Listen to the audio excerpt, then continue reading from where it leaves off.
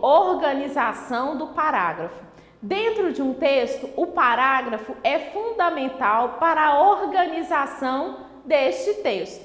Na aula anterior, nós falamos sobre narração, descrição e dissertação. Então, quando nós vamos escrever um texto, nós temos que organizar esse texto em parágrafos para que o nosso texto fique o quê? Mais organizado, né? Para que o nosso leitor consiga entender ou visualizar onde é a introdução, desenvolvimento e a conclusão do nosso texto.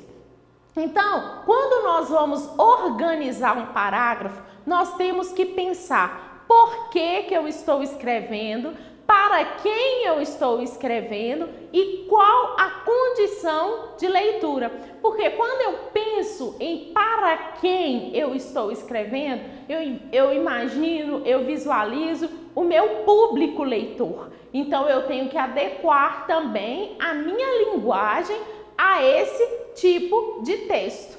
Tá? E aí, quando eu vou estruturar os parágrafos, eu tenho que ter o cuidado de quê? De fazer um parágrafo para a introdução, o desenvolvimento, geralmente 2 ou 3 parágrafos e um parágrafo para a conclusão, tá? Bom, no primeiro parágrafo eu tenho que trabalhar o quê? O tópico frasal, né? Que é aquela ideia central, aquela ideia núcleo, né? Aquela ideia principal, aquela que vai nortear todo o meu texto, tá? E quando eu vou escrever um texto, eu tenho que ter cuidado, né? Sempre quando nós vamos fazer um texto dissertativo, como eu disse, uma redação, às vezes as pessoas têm dificuldade, tem lá o tema e o título, e faz do tema o título, mas você não pode fazer isso,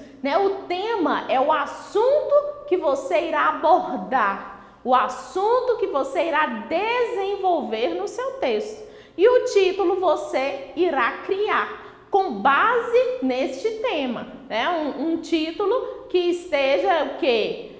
Associado, que tenha a ver com o seu tema. Você irá criar um título e ter o cuidado de redigir este texto, sendo ele narrativo, descritivo, argumentativo, você irá redigir este texto sem fugir do tema, né? Porque às vezes as pessoas começam a escrever sobre um assunto e termina falando sobre outro que não tem nada a ver com o tema sugerido. Então, ser fiel ao assunto proposto, organizando esse tema dentro dos parágrafos. Então, dentro, né, da organização dos parágrafos, nós temos que ter o cuidado de fazer o quê? De ter